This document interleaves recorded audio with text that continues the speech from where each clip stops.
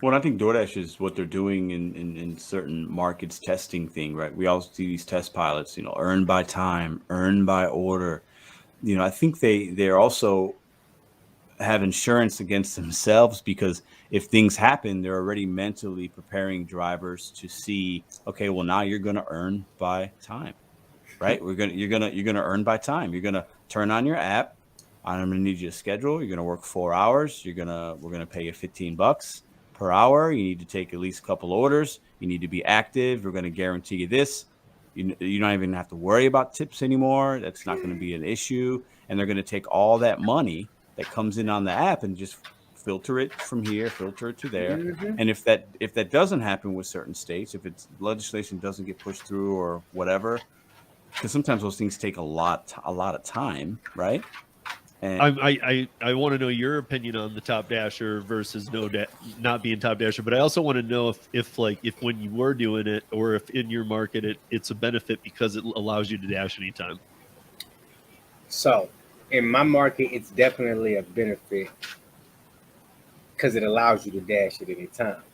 But what I've come to notice over the course of this whole year, 2022, is that it all really comes down to multi-apping because the moment you add an additional app into your arsenal, in addition to DoorDash, and we're talking about Sioux Falls, South Dakota specifically, it opens up everything because you no longer beholden to DoorDash and all the games that they play with you when it comes to being able to dash now and seeing certain orders.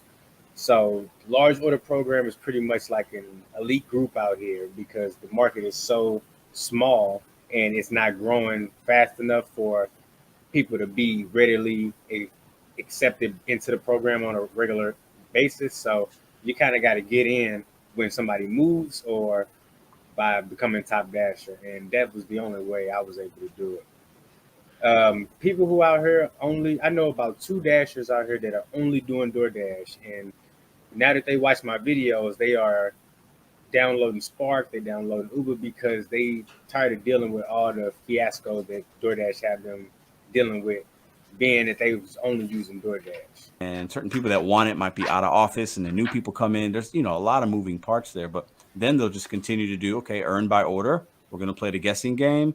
625 orders sometimes are good, sometimes they're not. We want you to gamble. We got this new offer screen right now in some markets where they don't show you the item count. They make the font size smaller. Yep. They're Oh my hiding, so goodness. everything that they're everything that they do is protect their brand one way or the other, right? And I think the Mhm. different pilots that we see shows me that they're doing different things so that whatever result happens, they're prepared for it. That's what I Yeah. think. And Trader, I know how do you mix up your apps? I know that you're doing Spark now, so I guess Yeah. two different ones like pre-Spark and then now with Spark. Yeah. So pre Spark. So let's actually take it back to the beginning of the year. So I started out this year on DoorDash at the beginning of this year, January, first ever order. So that I quickly realized that if I'm making 20 bucks an hour at my W-2, I pretty much want to be making that doing this part time. If I'm going to be doing it, that was my philosophy. So I turned the app on. I'm picking up McDonald's orders and Burger King orders and Taco Bell orders. I don't know any better. So I go on YouTube and I find the community. I find everybody. I find the tips, the tricks, and I instantly downloaded Uber. I didn't even wait 2 days before I started to branch out from DoorDash and start my multi-apping career.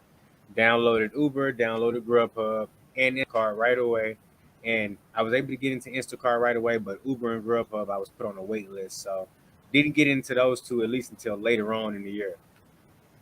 But starting out with DoorDash, I didn't know anything about a large order program. I didn't know. And the only thing I did know was I was trying to make a certain amount per hour and learning pretty quickly which merchants I didn't want to go to that had me waiting a long time. But fast forward to now, where I actually can pretty much pick between any one of my apps. I have DoorDash, Uber, Grubhub, Instacart, Amazon Flex, Shipped, and Walmart Spark. I can pick between any one of those apps, any of those apps, to hit my daily goal. But what I've come to find is it's going to be easier with certain apps. So DoorDash has the most market volume out here. So you turn on DoorDash and you're going to get flooded with orders at any given time. Not so much with Uber and Grubhub. And on the grocery side of things, now that I'm in Walmart Spark, I see that they pretty much have the grocery market. I mean, you know, they have it on lock out here, but there's still a lot of Instacart orders, still a lot of shop and pay orders on DoorDash too.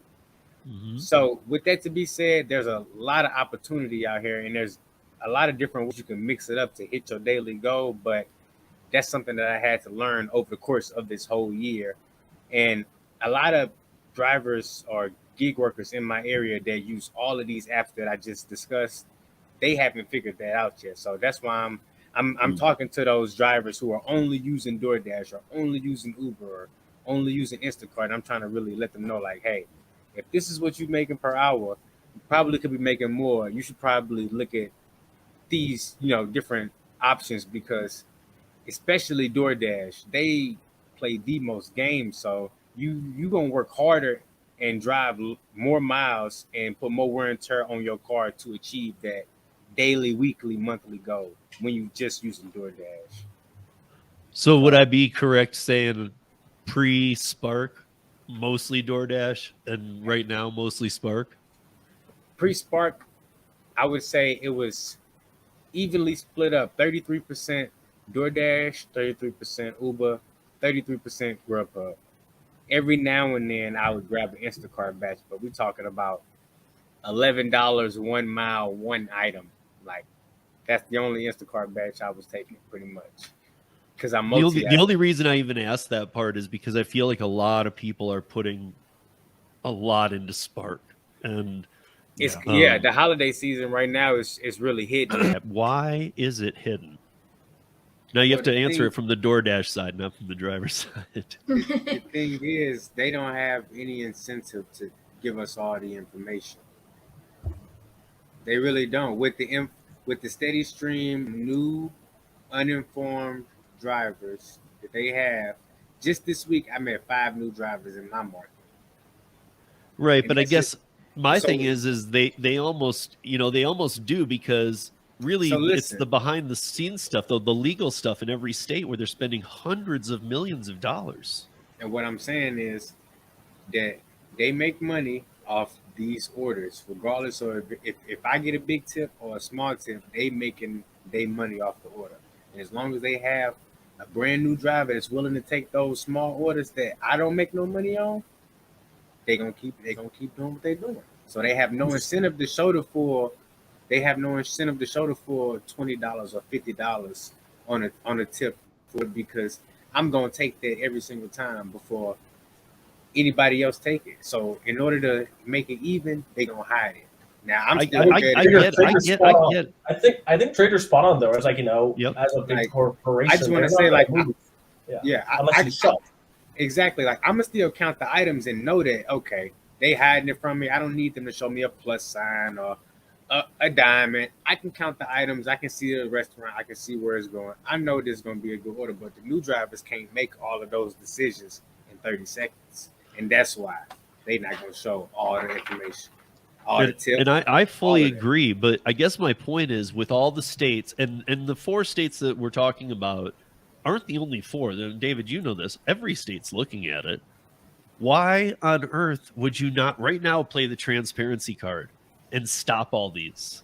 Because what's going to happen is, if they show full transparency, then we are independent contractors. There's right no now, fight to be had. I want to add something on to that. Right now, every customer who tips $50, $100, way more than they probably have to or should, they are treated the same as the person who tips $1, $0, and whatever. So from the customer standpoint, DoorDash want they customers who tip $0 to feel special, and the person who tip $100. The moment they show the full tip and don't hide anything, all those people who tip nothing, they gonna really feel that they not getting their orders delivered. It ain't gonna be no stacking no tip order with a good order. All this on window, those no tip and low tipping customers, they not gonna get their orders fulfilled, at the rate that they getting them fulfilled right now. If they show the full tip, that's the main thing. Because the people who tipping good, they going to get their order no matter what. It's the people who not tipping who going to I personally, maybe it's my market, but I even feel like even the worst orders would be taken. I mean, and eventually they would, but we talking about after they've been declined and been sitting. Most of the orders I pick up, they not sitting their weight. And that's because my orders are orders that ain't nobody declining for real. Yeah. The orders that's being declined 5, 6, 7 times, and they sitting there for a long time. Those the DoorDash still want to make sure that order get delivered, so that's why they stack it with a good customer, or a good order, I should say, not a good customer. They stack it with a good order, a more favorable order, and that's the model. Like they have, because think about this, if they showing the full tip amount, full transparency, why would anybody ever take anything less than their minimum wage in their market on any order? Well, I